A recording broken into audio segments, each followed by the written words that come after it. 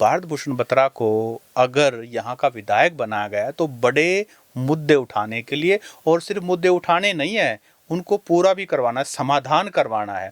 और मुझे अब लगता है कि ये जो लड़ाई है ना राजनीतिक, ये अब भारत भूषण बत्रा और मनीष ग्रोवर से आगे बढ़ चुकी है। अब मुझे लगता है कि अगला जो 29 का चुनाव होगा वो बेटों के बीच में होने वाला है। जहां तक जैसे ये मुद्दे उठाए, भाई जन्मदिन मनाया है, जन्मदिन मनाना कोई बड़ी बात नहीं। जन्मदिन तो भूपेंद्र सिंह हुड्डा का मनाते हैं, पूरे शहर में पोस्टर लग जाते हैं। केंद्रीय मंत्री मनोहर लाल जी का जन्मदिन मनाते हैं, पूरा शहर आट दिया जाता है। आती है। बेशक भारत भूषण बत्रा रोहतक के विधायक है, लेकिन ताकत मनीष ग्रोवर के पास है, क्योंकि सरकार बीजेपी की है। नमस्कार, दी हरियाणा टॉक्स में आपका स्वागत है। नमस्कार। आज हम बात करेंगे रोहतक में पूर्व मंत्री मनीष ग्रोवर के बेटे के जन्मदिन के होर्डिंग शहर में लगते हैं, और इस मुद्दे पर कांग्रेस विधायक भारत भूषण बत्रा प्रेस कॉन्फ्रेंस करते हैं और इस पर आपत्ति जताते हैं और नगर निगम के कर्मचारी अधिकारियों पे कार्रवाई की मांग करते हैं। आपको हम ये बता दें कि रोहतक के कांग्रेस विधायक भारत भूषण बत्रा, जो पूर्व मुख्यमंत्री हुड्डा परिवार के बहुत नज़दीकी हैं, रोहतक से विधायक हैं, उन्होंने एक आरोप लगाया है पूर्व मंत्री मनीष ग्रोवर के बेटे हनी ग्रोवर पर। उनका आरोप ये है कि कुछ साइट्स डीपीआर की साइट्स होती हैं, यानी कि वो पब्लिक रिलेशन की गवर्नमेंट की साइट होती हैं, और उस पर गवर्नमेंट की अच्छी अच्छी स्कीम्स और गवर्नमेंट के बारे में, उनकी उपलब्धियों के बारे में वहाँ वो प्रदर्शित किया जाता है। उनका आरोप ये था कि यहाँ पूर्व मंत्री, जो बीजेपी के बहुत बड़े नेता हैं, उनके बेटे की वहाँ फ़ोटो, जन्मदिन की फ़ोटो लगाने का क्या औचित्य है, ये इलीगल है। और उन्होंने 48 घंटे का अल्टीमेटम दिया था, अगर 2 दिन के अंदर ये नहीं हटी तो मैं एफआईआर करवाऊंगा। इसके बाद पूर्व मंत्री मनीष ग्रोवर भी मीडिया के सामने आते हैं और ये कहते हैं कि विधायक को, भारत भूषण बत्रा को, क्या अब मेरे बेटे से भी डर लगने लग गया है। तो कहने का ये मतलब है कि ये आपसी जो एक दूसरे पे आरोप प्रत्यारोप लगाते हैं नेता लोग, ये जनता के मुद्दों को इतनी संजीदगी से या इतनी गंभीरता से भी उठाते हैं कि नहीं उठाते। जी ओपी जी, देखो, मनीष ग्रोवर और भारत भूषण बत्रा ये दोनों आमने सामने चुनाव लड़ते हैं। जी, 2014 में मनीष ग्रोवर पहली बार चुनाव जीते और बड़े ताकतवर मंत्री बने। वो इतने ताकतवर मंत्री बने, उसके बाद वो जीते तो नहीं, लेकिन ताकत उनके अंदर गई। मंत्री पद भी नहीं रहा, विधायक की पद नहीं रहा, लेकिन वो ताकतवर तो आज भी हैं। एक ही बार वो जीते हैं और वो ताकत आज भी है उनके पास। 2019 में चुनाव हारे, 2024 में चुनाव हारे, लेकिन ताकत उनके पास है। एक बात ये है, बेशक भारत भूषण बत्रा रोहतक के विधायक है, लेकिन ताकत मनीष ग्रोवर के पास है, क्योंकि सरकार बीजेपी की है। लेकिन देखो, विपक्ष का काम क्या होता है सत सिंह जी? विपक्ष का काम होता है पब्लिक के मुद्दे उठाना। पब्लिक हिमांशु ग्रोवर के जन्मदिन के पोस्टर लगाने का विरोध तो नहीं करेगी। जनता क्या चाहती है? जनता चाहती है पानी, जनता चाहती है सफाई, जनता चाहती है रोड अच्छे हो, जनता चाहती है सीवरेज व्यवस्था अच्छी हो। ये मुद्दे तो है ही नहीं। लेकिन ओपी जी, इन कामों के लिए, इन मुद्दों को उठाने के लिए तो आपको घर से बाहर निकलना पड़ेगा। आलीशान जो कोठी बनी हुई है उससे बाहर निकलना पड़ेगा, बड़ी गाड़ी है आपकी, उससे नीचे उतरना पड़ेगा। हो सकता है कि आप रोड पर चलें, सीवर के पास जाएं, झाड़ू वाड़ू साफ़ सफाई की व्यवस्था देखें तो आपके कपड़ों पर कोई छींट लग जाए। हो सकता है कि आपको उन लोगों के बीच में चले जाएं जो वंचित हैं, जो गरीब हैं, उसके लिए तो आपको फुटवर्क करना पड़ेगा ना। देखिए, हम पत्रकार हैं, तो हम पत्रकारों के 2 रूप होते हैं। एक होती है टेबल स्टोरी। टेबल स्टोरी क्या होती है कि भाई आज क्या करें, कल अखबार में छापना है, तो हम क्या करेंगे, कुछ इधर उधर 2 फोन घुमाएंगे और थोड़ा बहुत इधर उधर से पता करेंगे और एक ऐसे टाइप करके 400-500 शब्दों की एक टेबल स्टोरी बना भाई हमारी नौकरी आज की पक्की। दूसरा होता है कि आप ग्राउंड पे, उस पे बाईलाइन, तो उसके बाद दूसरा होता है ग्राउंड पे जाएंगे, लोगों से बातचीत करेंगे, फोटो खींचेंगे, वीडियो बनाएंगे, अधिकारियों के ऑफिस जाएंगे, वहाँ पता करेंगे क्या माहौल है, कैसे है, 4-5 लोगों के वर्जन लेंगे, किसी का फ़ोन नंबर सेव करेंगे। वो होती है ग्राउंड रिपोर्ट। लेकिन छपनी तो वही है, नौकरी तो आपकी दोनों में चल रही, तनख्वाह आपको दोनों में मिलेगी, लेकिन असली पत्रकारिता का काम तो जमीन पर जाकर काम करना है जी, जो कि हमने 15-17 साल आपने और हमने किया है। अब दूसरी बात है, भारत भूषण बत्रा ने एक मुद्दा उठाया दिवाली के जस्ट बाद। जैसा कि आपने कहा कि भाई मुद्दे आप उठाइए, अच्छी बात है, ये भी एक मुद्दा है, उठा लीजिए। लेकिन शहर में इतने सारे मुद्दे हैं, रोहतक में इतने सारे मुद्दे हैं, या कम से कम उनको तो उठाइए, आप उनको तो हाईलाइट बन लीजिए, अखबार की सुर्खियां उनको तो बढ़ने दीजिए ना। आप एक बीजेपी का नेता है जो आपसे चुनाव में पिछली बार भी आ रहा था, इस बार भी आ रहा था, आप उस पर भी नहीं, उसके बेटे पर चले गए। यानी कि मतलब समझ नहीं आया कि, और इतने बड़े बड़े मुद्दे छोड़ करके आपको बस वही दिखाई दिया कि भाई यहाँ पर ये इलीगल तो बहुत कुछ हो रहा है। मुझे लगता है सत सिंह जी, ये जो मुद्दा है ना, इसके पीछे की कहानी कुछ अलग है। मुझे लगता है ये मुद्दा उठाने के पीछे ये इनकी आपसी खींचतान है। और मुझे अब लगता है कि ये जो लड़ाई है ना राजनीतिक, ये अब भारत भूषण बत्रा और मनीष ग्रोवर से आगे बढ़ चुकी है। अब मुझे लगता है कि अगला जो 29 का चुनाव होगा वो बेटों के बीच में होने वाला है। जहां तक जैसे ये मुद्दे उठाए, भाई जन्मदिन मनाया है, जन्मदिन मनाना कोई बड़ी बात नहीं है। जन्मदिन तो भूपेंद्र सिंह हुड्डा का मनाते हैं, पूरे शहर में पोस्टर लग जाते हैं। केंद्रीय मंत्री मनोहर लाल जी का जन्मदिन मनाते, पूरा शहर आट दिया जाता है। नायब सैनी जी का जन्मदिन मनाते, पूरे शहर को आट देते हैं। दीपेंद्र हुड्डा के जन्मदिन पे कांग्रेस के जो नेता है, वर्कर है, वो पूरे शहर में बैनर होल्डिंग लगा देते हैं, जन्मदिन की शुभकामनाएं। जब मनीष ग्रोवर के बेटे के जन्मदिन पे कुछ साइट्स पे अगर उनके जन्मदिन की शुभकामनाएं के होल्डिंग बैनर लग गए, तो ये कौन सा नया एक प्रथा शुरू होगी यहाँ पे शहर में? ये तो कोई नई बात थी ही नहीं। देखिए, इसमें दो बातें हैं। जब प्रेस कॉन्फ्रेंस हुई जो कि लाइव चली, कई जगह रिकॉर्डेड चला और अखबारों में भी छपा और उनका प्रेस नोट भी आया, उससे ये बात तो समझ में आती है कि उन्होंने कहा किस कैपेसिटी में मनीष ग्रोवर के बेटे हिमांशु ग्रोवर का फोटो यहाँ लगाया। देखिए, जहाँ तक लीगल पॉइंट ऑफ व्यू है, भारत भूषण बत्रा इज राइट, वो अपनी जगह बिल्कुल ठीक है कि भाई गवर्नमेंट साइट पर आप गवर्नमेंट की पॉलिसीज़ और गवर्नमेंट से रिलेटेड ही आप लगाइए, या फिर कोई ऐसा जो मंत्री हैं या जो भी है वो मतलब लगाइए। देखो, उनके बेटे का लगाने का इलीगल, तो इलीगैलिटी की बात है, वहाँ तक तो बात है ठीक। लेकिन हमारा सवाल थोड़ा बड़ा है। भारत भूषण बत्रा को अगर यहाँ का विधायक बनाया गया है तो बड़े मुद्दे उठाने के लिए, और सिर्फ मुद्दे उठाने नहीं है, उनको पूरा भी करवाना है, समाधान करवाना है। इसके लिए उनको विधायक बनाया और लोगों की बहुत उम्मीदें इसके लिए उनको बनाया है। अब जहाँ तक आपने बेटों की बात की, देखिए भारत भूषण बत्रा जी के बेटे वकील सिद्धार्थ बत्रा हैं। हालांकि वो पॉलिटिक्स में जब चुनाव आता है उसे शायद महीना पहले 20 दिन पहले आते हैं, और उस दौरान फूंफ हाँ या जो भी उनको कार्रवाई करनी होती है करके, और उसके बाद दोबारा से उनका अपना एक दिल्ली में काम है और उसमें बिजी रहते हैं। मेरी भी कई बार सिद्धार्थ बत्रा से मतलब बात 4 साल और 11 महीने वो ना, बीच बीच में होली दिवाली बीच बीच नहीं, में वो आते अलग रहते। चीज है, लेकिन चुनाव की बात है। हाँ, मैं कह रहा हूँ जो उनको करना होता है उस दौरान वो करके, और उसके बाद अपना मेरी कई बार सिद्धार्थ से बात भी हुई है कि क्या आप चुनाव में आगे कुछ बत्रा साहब के बाद आप, तो उनका कहना है कि भाई मेरा तो इंटरेस्ट नहीं है, उनका सीधा सीधा कहना है। लेकिन हिमांशु ग्रोवर इसके अपोजिट है। हिमांशु ग्रोवर आज के दिन, मनीष ग्रोवर तो obviously he is all powerful, एक तरह से उनको रोहतक का सीएम भी कहते हैं। तो उसके जो हिमांशु ग्रोवर है, जिसको हनी ग्रोवर भी कहते हैं, भाई वो भी पूरी ताकत उसके पास है।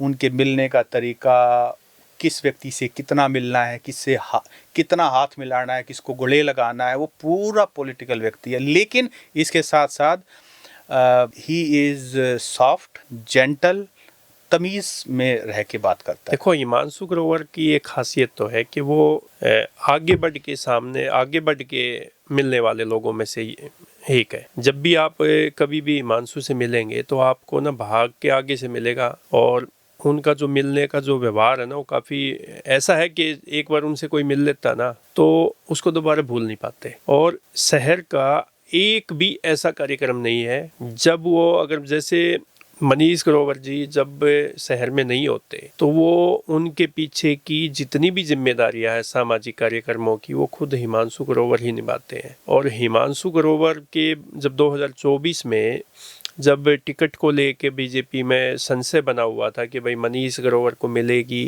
या नहीं मिलेगी, तब भी मनीष ग्रोवर की तरफ से एक यही स्टेटमेंट आई थी कि हमारे परिवार में एक ही बंदा राजनीति करता है, दूसरा परिवार का बंदा राजनीति नहीं करेगा। ये तो हुड्डा साहब भी कहते थे, ये तो राजनीति जो लोग होते हैं ना उनका एक पैतरा होता है। हुड्डा साहब भी कभी कहा करते थे कि हमारे परिवार में से सिर्फ एक ही राजनीति करेगा और कोई नहीं करेगा।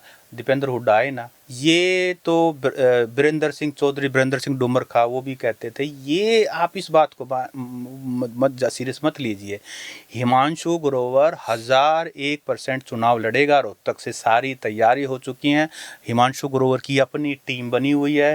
हिमांशु ग्रोवर हर हाल में कोशिश होगी, 2029 का चुनाव जब भी होगा रोहतक से वो चुनाव लड़ेगा लड़का। बीजेपी टिकट क्या जुगाड़ कैसे बनेगा वो तो देखो हिमांशु को ही देखना है। मनीष की भी ये कहने की बात है, राजनीतिक लोगों की। तो क्या ये बताइए कि भारत भूषण बत्रा जो विधायक अपने, उनके बेटे भी राजनीति में आएंगे? देखिए मैं ये कह रहा हूँ कि भाई क्या लगता है कि दोनों राजकुमार जो है आने वाले, हाँ, उनके बीच में मुकाबला होने वाला है? नहीं, मुझे नहीं पता होगा या नहीं होगा, लेकिन क्यों नहीं। मैं तो हनी ग्रोवर का या हिमांशु का मैं कह रहा हूँ। हिमांशु तो पूरी तरह पॉलिटिशियन है, he is full time politician.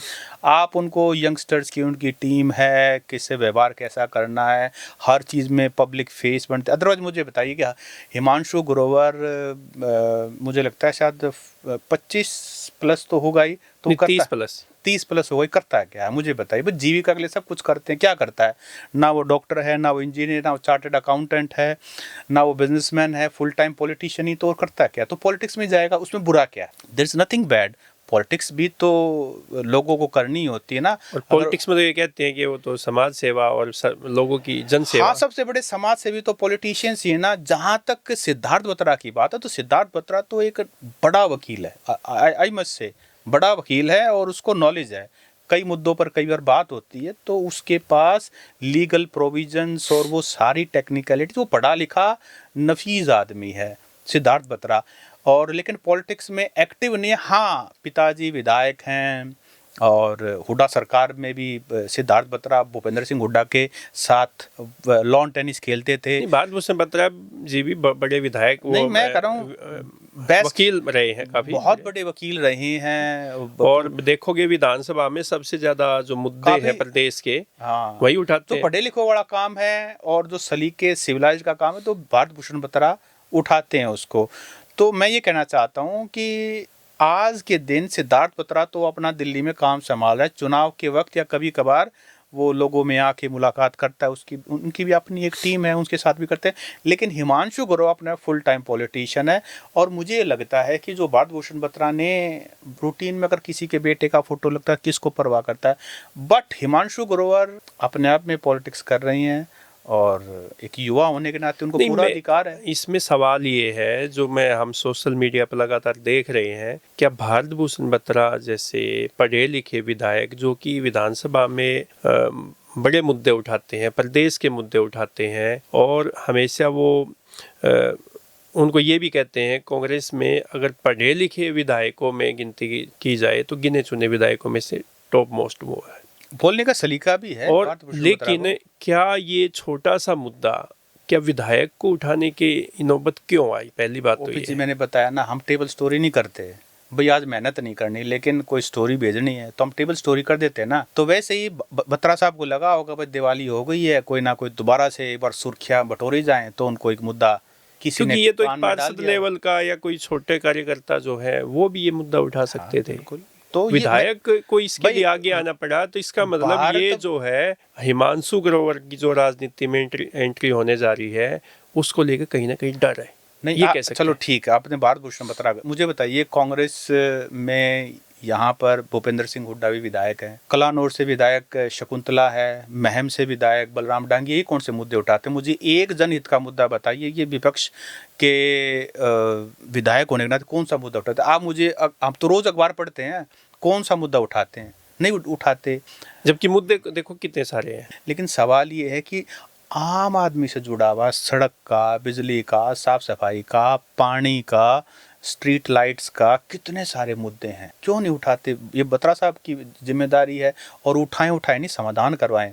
उनके पास कोई बहाना नहीं है ना करवाने का। पिछले 6 महीने से तो मैं आपको बता सकता हूँ सत सिंह जी, हम रोहतक शहर में रहते हैं, आप भी यहीं रहते हो, पीने का पानी अधिकतर कॉलोनियों में दूषित पानी है, बीमार हो रहे हैं लोग पानी पी पी के। बत्रा साहब के घर तो पानी दूषित नहीं आ रहा होगा? ना ग्रोवर साहब के घर आ रहा होगा, फिल्टर डाले होंगे ना ग्रोवर साहब के घर आ रहा होगा। हिमांशु जो पानी पी रहा होगा तो साफ पानी पी रहा होगा, सिद्धार्थ जो पानी पी रहा है वो साफ पानी पी रहा है, बीबी बत्रा साफ पानी पी रहा है, उनके घर की चारों तरफ सफाई होती है। क्या जरूरत है पब्लिक के मुद्दे उठाने की? उनके घर लाइट की दिक्कत नहीं, इन्वर्टर है, जनरेटर है, भाई पब्लिक के मुद्दे उठाने की जरूरत क्या है? तो कौन उठाएगा फिर? वोट क्यों किसकी लेते हैं? तो फिर जनता को देखना है ना। ये तो जनता को देखो, मैं ये कह रहा हूँ पीने का पानी नहीं, जनता हाहाकार मचा चुकी है। मनीष ग्रोवर से अलग लोग मिलते हैं, भारत भूषण बत्रा से अलग लोग मिलते हैं, मेयर के पास अलग लोग जाते हैं, नगर निगम के कमिश्नर के पास जाते हैं, डिप्टी कमिश्नर के पास जाते हैं, समाधान जीरो। फिर आप देखिए, आप एक बात देखोगे, पिछले दिनों से मैं देख रहा हूँ कई कॉलोनियों में, अभी मैं जैसे जिस गली से आप अभी गुजर जाओगे वो गली आपको ना बिल्कुल बढ़िया दिखाई देगी, आपको बिल्कुल बढ़िया। उसमें कोई मतलब उसमें जो पैच वर्क होता ना उसकी भी रिक्वायरमेंट नहीं होती। और शाम को जब आप वापस जाओगे उसी गली से तो वो बिल्कुल उखड़ी मिलेगी। बढ़िया जो गलियां हैं उनको उखाड़ के दोबारा नया बनाया जा रहा है, जो बननी चाहिए उनकी तरफ ध्यान ही नहीं दिया जा रहा है। और एक बहुत बड़ा मुद्दा, सीवरेज की बहुत बड़ी समस्या है, सफाई व्यवस्था का बुरा हाल है, ट्रैफिक की समस्या है, ट्रैफिक की समस्या है, पार्किंग की समस्या है, आपका ये जो रजिस्ट्रियों का बहुत बड़ा पंगा है। इतनी अवैध कॉलोनियां कटी हुई है, उन अवैध कॉलोनियों की तरफ किसी का ध्यान ही नहीं है। नहीं ध्यान, लोगों के पैसे राम भरोसे पे जमा है। अगर आप किसी अनऑथराइज्ड कॉलोनी में प्लाट ले रहे हो तो आपने पैसे जमा करवा दिया, केवल आपका पैसा जो है वो खाली एक ऐसे कागज पे एग्रीमेंट है जिसकी कोई मान्यता नहीं है। तो आप ये देखो ना कि अवैध कॉलोनियों को कटने कौन दे रहा है? सबको पता है। वो पैसा जो है नगर निगम की आंख बंद क्यों हो जाती है, डीटीपी की आंखें बंद क्यों हो जाती है? कब जाते हैं? जब कॉलोनियां बन चुकी होती है, रोड बन चुके होते हैं, खंबे गड़ चुके होते हैं, लोग अपने मकान। हाँ, कार्रवाई कब होगी? जब ये सब चीजें हो रही है तब ना नगर निगम को दिखता ना डीटीपी को दिखता। इनको दिखाई कब देगा? जब आप या मैं, मेरे जैसा कोई साधारण आम व्यक्ति अपनी जमा पूंजी दे के और घर बनाना शुरू कर देगा तो वहाँ पे नगर निगम की टीम भी पहुँच जाएगी और डीटीपी की टीम भी पहुँच जाएगी और जेसीबी से उनके बड़े बनाए जो मकान हैं आधे अधूरे हैं उनको गिरा देगी ताकि वो दोबारा से बना नहीं पाए। और वो बेचारा जो है सब कुछ जमा पूंजी उसकी जा चुकी होती है, मकान आधा अधूरा है, उसको गिरा देंगे, वो दोबारा बनाने की हिम्मत नहीं कर पाएगा। ये है ये नगर निगम का काम। देखो ये काम विधायक के और मेयर के और विधायक के। अब विधायक की तो हमने बात कर ली, मेयर साहब की तो रेल बना रखी है। अभी बताए ना, जो असली ताकत मेयर की होती है वो मेयर के पास है ही नहीं। मेयर साहब ने पहले थोड़ा सा एक नाराजगी दिखाई थी और थोड़ा सा अपना अलग तो लाइन पे आ गए ना, लाइन पे चलने की कोशिश की थी, लेकिन अब आप देखोगे लाइन पे आए। अब आप देखोगे कोई भी शहर में नया काम शुरू होता है, किसी का उद्घाटन किया जाता है, किसी का शुभारंभ किया जाता है तो वहाँ पे खड़े कौन मिलते हैं आपको ही पता है, हमें ही पता है। तो दोस्तों, रोहतक में भारत भूषण बत्रा कांग्रेस के सीनियर नेता और विधायक ने एक मुद्दा उठाया था कि जितनी भी डीपीआर की साइट्स है वहां पर पूर्व मंत्री बीजेपी के नेता मनीष ग्रोवर के बेटे हिमांशु ग्रोवर का फोटो क्यों लगा, 2 दिन के अंदर हट जाए नहीं तो एफआईआर करवा दूंगा। ठीक है, लेकिन असली मुद्दे गौण होते जा रहे हैं। आपको लगता है क्या वाकई में बत्रा साहब को इतने छोटे मुद्दे उठाने का समय है और असली मुद्दे बिजली, पानी, सड़क, law and order, traffic in चीज़ों का मुद्दे उठाने का समय नहीं है, कोई समाधान कराने का समय नहीं है? आप ही बताएं कि इसके पीछे की राजनीति क्या है। आपके कमेंट का इंतज़ार रहेगा। नमस्कार। नमस्कार।